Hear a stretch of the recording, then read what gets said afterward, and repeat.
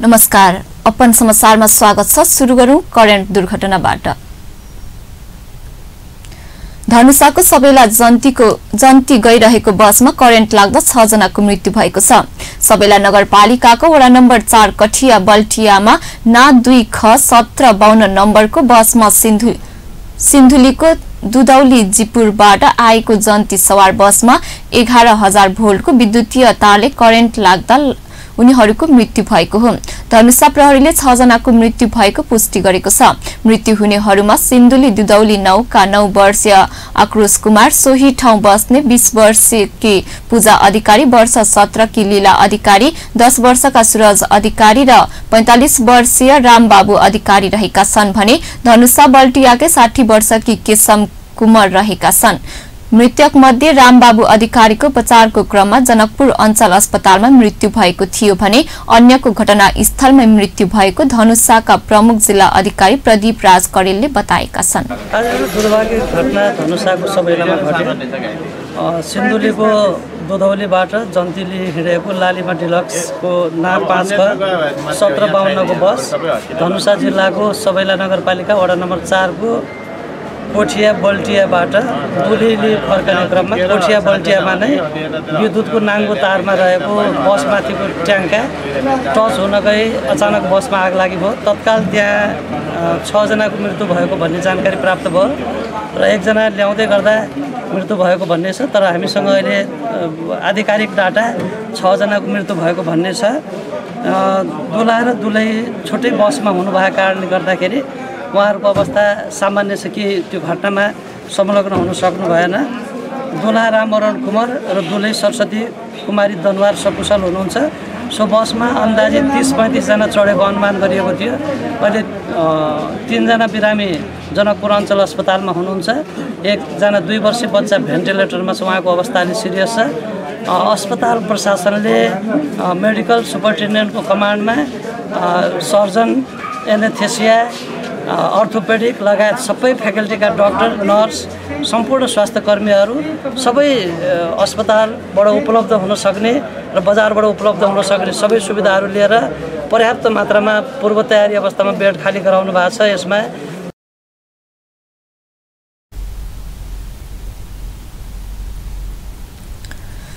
जन्ती बस सिन्धुलीको दुधौली जिपुर कमला खोजतर्फ गइरहेको बेला बसमाथि राखिएको बकास ट्रङ्कमा विद्युतको तार छोएपछि करेन्ट प्रभाव भएको प्रहरीले जनाएको छ। घटनामा अन्य 10 जना घाइते भएका छन्। घाइतेहरूमध्ये 7 जनाको अवस्था गम्भीर रहेको छ। घाइते मध्ये सिन्धुली कटारीका पवन परिवारलाई थप उपचारका लागि आज बिहान विराटनगर पठाएको छ। गम्भीर घाइतेहरूमा सिन्धुली दुधौलीका फूलकुमारी कुवर, बद्री कुवर, कुञ्जना कुमार, लील प्रसाद अधिकारी, महेन्द्र अधिकारी, राजकिन अधिकारी रहेका छन्। त्यसैगरी रामनारायण अधिकारी, सरस्वती अधिकारी, हरवन कुमारको अवस्था सामान्य रहेको छ। भरतपुरको सूर्यविनायक नगरपालिका 10 साङ्गा स्थित नुसे गणेश मन्दिर नजिकै एम्बुलेन्स दुर्घटना हुँदा चालक सहित 6 जना घाइते भएका छन्। सिराहाको लाहानमा भएको गाडी दुर्घटनाका घाइतेलाई उपचार गर्न ल्याउँदै गरेको ज 1490 नम्बरको यादव सेवा समाजको एम्बुलेन्स शुक्रबार राति 9:30 बजेतिर अनियन्त्रित भई दुर्घटना भएको थियो। एम्बुलेन्स सडकबाट करिब 100 मिटर तल खोल्सामा खस्दा चालक दोलखा सिगटी घर भई हाल काठमाडौँको कपन बस्ने 25 वर्षीय सन्तोष तामाङ लगायत घाइते भएका छन्। तामाङको मध्यपुर अस्पताल ठिमीमा प्रारम्भिक उपचारपछि थप उपचारका लागि त्रिवी शिक्षण अस्पताल महाराजगञ्ज रिफर गरिएको छ। यसैगरी सर्लाहीको लालबन्दी नगरपालिका 14 घर भई हाल काठमाडौँको कपन बस्ने वर्ष 21 को वीर बहादुर लुङ्गेली, उदयपुरको कटारी बस्ने 35 वर्षीय मोहन बहादुर न्यौपाने, धनुषाको ढल्केबर बस्ने 71 वर्षीय झलक बहादुर खड्का, सोही स्थानका 71 वर्षीय बटुवा खड्का, 37 वर्षीय घन कुमार खड्काको युवामुरा अस्पतालमा उपचार भइरहेको छ। घटनास्थलमा महानगरीय प्रहरी परिसर भक्तपुर र जागती वृत्तबाट 35 जनाको प्रहरी टोली उद्धारमा खटिएका छन्। प्रदेश नम्बर 2 का प्रदेश प्रमुख रत्नेश्वर लाल कायसले समाजमा रहेको कमी कमजोरीलाई हटाउँदै अघि बढ्नुपर्ने सुझाव दिनुभएको छ। European union FCA media advocacy ग्रुपको सहयोग तथा नेपाल राष्ट्रिय दलित समाज कल्याण संघले जनकपुर धाममा गरेको प्रदेश स्तरीय नीति संवाद कार्यक्रममा प्रदेश प्रमुखले यस्तो बताउनु भएको हो। उहाँले दलित समुदायलाई दलित भनेर सम्बोधन गर्न नहुने बताउनुभयो। उहाँले दलित समुदायमा पनि क्षमतावान व्यक्तिहरू रहेकाले दलित र गैर दलित भनेर कसैलाई छुट्याउन नहुने भन्दै समाजमा देखिएको यो समस्याको अन्त्य गर्नुपर्ने बताउनुभयो। त्यसको इतिहास मात्रै होइन, प्रागैतिहास इतिहास भन्दा पनि पहिलेदेखि यो परम्परा आइरहेछ। वेदमा कहाँ दलितको उल्लेख छ, सनातन धर्ममा कहाँ उल्लेख छ? यो कुन ठाउँबाट सुरु भयो? एउटा धर्म संस्कारको, धर्मको अर्थै हुन्छ जुन धारण गर्न सक्नुहुन्छ त्यही नै धर्म हुन्छ। के झुट बोल्नु धर्म हो, कसैले नराम्रो भन्नु धर्म हो। यो कसरी सुरु भयो होला भनेर परम्पराबाट के बीचमा तपाईँ यो संस्कृतिमा जब आक्रमण हुन थाल्यो नि र विजय गर्ने समुदायले त्यो जुनसुकै स्तरको होस् उसले आफ्नो अधिकारमा ल्याउने र उनले सबैलाई यस्ता कामहरू दिने कि यो वास्तवमा दलित त एउटा सापेक्ष शब्द हो कि यहाँ म जति अनुहार हेरिरहेको छु मलाई सबै अनुहार म जस्तै लाग्छ त कहाँ म दलित भन्छु? तपाईँहरूले दलित भन्न मन त लाग्दैन? सबै पढ्या लेख्या यस्तो उज्याले अनुहार, समाजलाई एउटा नेतृत्व दिने कसले दलित भन्छ? भन्नु हुँदैन के।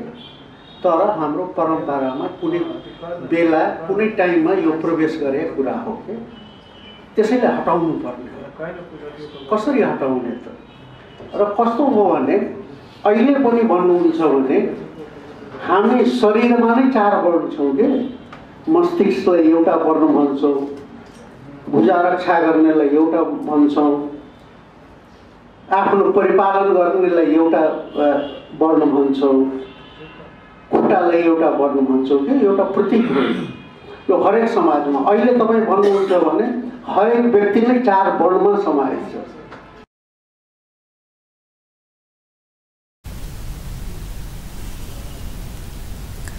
कार्यक्रममा नेपाली कांग्रेसका सन्तोष यादवले नेपालमा दलितहरूका लागि पर्याप्त कानून निर्माण भए पनि व्यवहारमा लागू हुन नसकेको गुनासो गर्नुभयो। उहाँले अहिलेसम्म दलित आयोग गठन हुन नसकेको पनि दुःख व्यक्त गर्नुभयो। कार्यक्रममा भीम परियारको कार्यपत्र प्रस्तुत गर्नुभएको थियो। कार्यक्रममा प्रदेश सांसद परमेश्वर शाह, मन्जु यादव, प्रतिनिधि सभा सदस्य रामप्रीत पासवान सहितले धारणा राखेका थिए। त्यस्तै कार्यक्रममा संघले 12 बुँदे माग सहितको ज्ञापन पत्र प्रदेश प्रमुखले बुझाएको थियो। अब समाचारमा केही बेर विश्राम।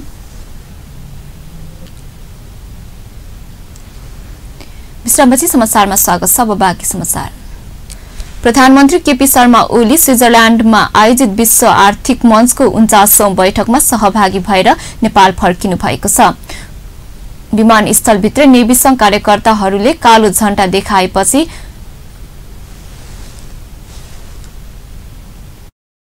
प्रधानमन्त्रीलाई विमानस्थलभित्र नेभी संघ कार्यकर्ताहरूले कालो झण्डा देखाएका छन्। स्विजरल्याण्डको डाभोस शहरमा आयोजित उक्त बैठकमा भाग लिन प्रधानमन्त्री नेतृत्वको प्रतिनिधि मण्डल गत आइतबार राति त्यस्तर्फ प्रस्थान गरेका थिए। विमानस्थलको आन्तरिक टर्मिनल नजिकै नेभी संघका कार्यकर्ताहरूले प्रदर्शन गर्न थालेपछि प्रहरीले नियन्त्रणमा लिएका थिए। नेभी संघले चिकित्सा शिक्षा विधेयकको विरोधमा सरकार विरुद्ध प्रदर्शन गर्दै आएको छ। प्रधानमन्त्री ओलीलाई उपप्रधानमन्त्री ईश्वर पोखरेल, गृहमन्त्री रामबहादुर थापा, बादल, सभामुख कृष्ण बहादुर महरा लगायतले विमानस्थल पुगेर स्वागत गरेका थिए। विमानस्थलमा आयोजित पत्रकार सम्मेलनमा प्रधानमन्त्री ओलीले डाक्टर गोविन्द केसीले जारी राखेको अनसनको औचित्य नभएको प्रतिक्रिया दिएका छन्। चिकित्सा शिक्षा विधेयक संसदबाट पारित भएपछि डाक्टर केसीले प्रधानमन्त्रीको राजीनामा मागेका थिए। भारतको 70औं गणतन्त्र दिवसको अवसरमा नेपालका राष्ट्रपति, उपराष्ट्रपति र प्रधानमन्त्रीले शुभकामना दिएका छन्। राष्ट्रपति विद्या भण्डारी, उपराष्ट्रपति नन्द बहादुर पुन र प्रधानमन्त्री केपी शर्मा ओलीले आफ्ना समकक्षीलाई शुभकामना सन्देश पठाएर उनीहरूको व्यक्तिगत सुख र भारतीय जनताको निरन्तर प्रगतिको कामना गरेका छन्। स्वदेशमा दुवै देश र जनता बीचको मैत्रीपूर्ण सम्बन्ध आगामी दिनमा अझ सुदृढ हुने विश्वास व्यक्त गरिएको छ। सन् 1950 जनवरी 26 तारिकमा भारतको संविधान लागू भएको थियो। सोही दिनको सम्झनामा भारतको 26 जनवरीको दिन गणतन्त्र दिवस मनाउने गर्दछ। 70औं गणतन्त्र दिवस समारोहमा मुख्य अतिथिको रूपमा दक्षिण अफ्रिकाका राष्ट्रपति साइरिल रामफोसा सहभागी छन्। गणतन्त्र दिवसको अवसरमा निकालिएको पेरेडको नेतृत्व महिला सैनिकहरूले गरेका छन्। राजपथबाट सुरु भएको पेरेड लाल किल्लामा पुगेर समापन हुनेछ। समारोहमा पेरेडका साथै युद्धकालका र अत्याधुनिक हतियारहरूको पनि प्रदर्शन गर्नेछन्। प्रमुख प्रतिपक्ष दल नेपाली कांग्रेसले आफ्नो नाराबाजी सहित अवरोध बीच राष्ट्रिय चिकित्सा शिक्षा विधेयक 2075 पारित गरेकोमा आपत्ति जनाउँदै सरकार र सभा प्रमुख आक्रोश व्यक्त गरेका छन्। नेपाली कांग्रेसका सभापति शेरबहादुर देउवालले सरकारले सो विधेयक पारित गराएर कम्युनिस्ट अध्ययनतावादी चरित्र देखाएको भन्दै आपत्ति जनाउनुभयो। विधेयक पारित भएपछि संचारकर्मी माञ्च उहाँले जबरजस्ती विधेयक पारित गराएर सभामुख कृष्ण बहादुर महराले पदीय मर्यादा कायम गर्न नसकेको भन्दै आक्रोश पनि व्यक्त गर्नुभयो। सभामुख जस्तो निष्पक्ष भूमिकामा रहनुपर्ने सभामुखले जबरजस्ती सो विधेयक पारित गराएको सभापति देउवाको आरोप छ। जो चाहिँ विपक्षीहरूको चाहिँ मैले उहाँलाई त्यो बन्द गरेर फेरि वार्ता गरेर अगाडि बढेको हो। त्यसकारण वेल गरेको बेलामा यो वार्ताहरूको सट्टा उल्टा चाहिँ जबरजस्ती जो पास गरेको छ यसबाट स्पष्ट हुन्छ यो अधिनायकवादी शैलीमा यो कम्युनिस्ट सरकार गएको छ, ओलीको सरकार गएको छ। सभामुख भन्ने पद जो गरिमा पद हो, जो तटस्थ पद हो, तिनले भने आफ्नो चाहिँ पदको चाहिँ आचरण गरेका छन्। बडा दुःख लागेको छ। अर्को कुरा के भनेदेखिलाई हाम्रो आदरणीय नेता गिरिजाप्रसाद कोइराला र सुशील कोइरालाजीको विषयमा जो हडतालको निर्णय भएको थियो हामीले गरेका थियौँ। त्यो निर्णय त्यो पनि चाहिँ मैले भारत जाँदाखेरि भारतको प्रधानमन्त्रीसित सम्झौता गरेर त्यसको बेलामा चाहिँ त्यो जोइन्ट कम्युनिकेमा समेत आएको छ कि भारतले सहयोग बनाइदिने भनेर जीवी कोइराला श्वास प्रश्वास केन्द्र र चाहिँ विषयमा त्यहाँ पनि जबरजस्ती। सभापति देउवाले आफूहरूको विरोधका बीच विधेयक पारित गराएको र आफ्ना नेताको नाममा स्थापना गरिएको अस्पताल खारेज गर्ने तयारी गरेको भन्दै त्यसको विरोधमा सरकार विरुद्ध सदन र सडक दुवै ठाउँमा आन्दोलन चर्काउने चेतावनी पनि दिनुभयो। शिक्षा विज्ञान तथा प्रविधि मन्त्री गिरिराज मणि पोखरेलले 2069 सालदेखि छलफल हुँदै आएको राष्ट्रिय चिकित्सा विधेयक प्रतिनिधि सभाबाट पारित भएकोमा खुशी व्यक्त गर्नुभएको छ। मन्त्री पोखरेलले सो विधेयकमा डाक्टर गोविन्द केसी र चिकित्सा क्षेत्र सुधारको माग गर्दै आएका सबैको सुझावलाई समेटेर पारित गरिएको दावी गर्नुभएको छ। उहाँले चिकित्सा शास्त्र अध्ययन संस्थाहरूको नयाँ शैक्षिक सत्र वैशाखबाट सुरु हुने भएकाले सो विधेयक पारित गराउन सरकारले अग्रसरता लिनु परेको पनि स्पष्ट पार्नुभयो। सो विधेयक कांग्रेसको अवरोधका बीच पारित भए लगतै उहाँले अन्तर्वस्तु र प्रक्रिया दुवै हिसाबले सो विधेयक सही ढंगले पारित गरिएको पनि बताउनुभयो। को बारेमा आवाजहरू उठ्दै आए। नेपालको एउटा संक्रमण कालको अवस्थामा विकृति विसंगति पनि धेरै देखा परेका थिए। पटक पटक हामीले यसलाई एउटा ऐन बनाएर सुधारको प्रक्रियालाई लैजानलाई चाहिँ प्रयत्न र कोसिस गर्दै आएका थियौँ। अब औपचारिक रूपमा आज प्रतिनिधि सभाबाट यो पास भएको छ। अब यो राष्ट्रिय सभामा जान्छ। राष्ट्रिय सभा फेरि छलफल हुन्छ र दुईटै सदनमा पास भइसकेपछि यसले ऐनको स्वरूप लिन्छ। मैले चाहिँ तपाईहरुसँग पहिले पनि भनेको छु कि वैशाखमा नयाँ शैक्षिक सत्र सुरु हुँदैछ। विश्वविद्यालयहरू प्रतिष्ठानहरूको एउटा चाहिँ मेडिकल एजुकेसनको कोणबाट एउटा साझा इन्ट्रान्स परीक्षा गराउनु पर्नेछ। अनि जुन जुन विषयमा हामीले गुणात्मक सुधार गर्ने भनेको छ, फ्याकल्टीको कोणबाट होस्, फीको प्रश्नबाट होस्, पूर्वाधारको प्रश्न होस्, यो सैद्धान्तिक विषय होइन न। अब मन्त्री पोखरेलले चिकित्सा क्षेत्र सुधारका लागि उपयोगी हुने सो विधेयक राष्ट्रिय सभाले पारित गरेपछि ऐनको रूपमा लिने र त्यसलाई सरकारले प्रभावकारी ढंगले कार्यान्वयनमा लैजाने प्रतिबद्धता पनि व्यक्त गर्नुभयो। उहाँले डाक्टर केसीसँग गरिएको सहमति अनुसारको अन्तर्वस्तुमै आधारित भएर सो विधेयक पारित गरिएको तर्क पनि गर्नुभयो। अब फेरि समाचारमा केही बेर विश्रामपछि समाचारमा फेरि स्वागत छ। अब बाँकी समाचार। सरकारले डाक्टर गोविन्द केसीसँग विगतमा गरेको सहमति विपरीत सांसदबाट राष्ट्रिय चिकित्सा शिक्षा विधेयक पारित गरेको विरोधमा उहाँका समर्थकहरूले माइती घरमा प्रदर्शन गर्दैछन्। डाक्टर केसीको जीवन रक्षा र उहाँको माग पूरा गर्न सोलिडारिटी फर डाक्टर केसी अल्यान्यास सहित समर्थकहरूले मध्याह्न 12 बजेदेखि प्रदर्शन गर्न लागेका हुन्। चिकित्सा शिक्षा विधेयक सहितको विभिन्न 6 बुँदे माग राखेर 18 दिनदेखि डाक्टर केसी अमरण अनसनमा हुनुहुन्छ। सहमति विपरीतको विधेयक पारित गरेर संसदले धोका दिएको भन्दै डाक्टर केसीले आफ्नो सत्याग्रह जारी रहने अडान लिनु भएको छ। सरस्वती पूजा नजिकिएसँगै मधेसका जिल्लामा मूर्तिकारहरूलाई भ्याइ नभई भएको छ।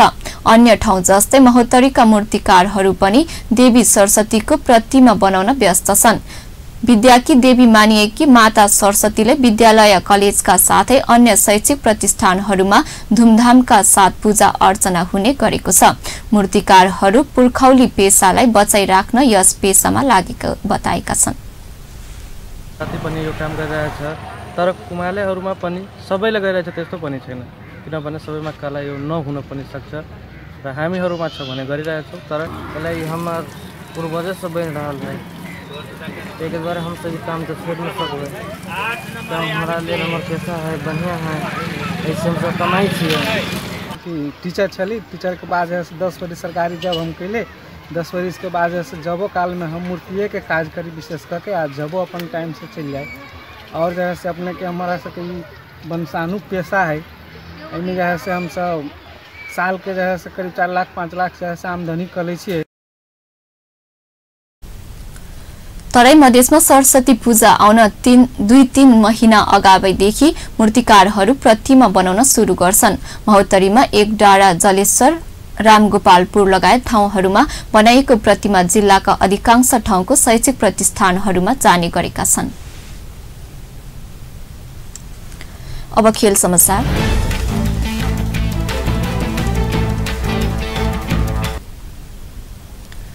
यूएई विरुद्धको दोस्रो एक दिवसीय खेलमा का लागि भर्खरै भएको टस नेपालले जितेको छ।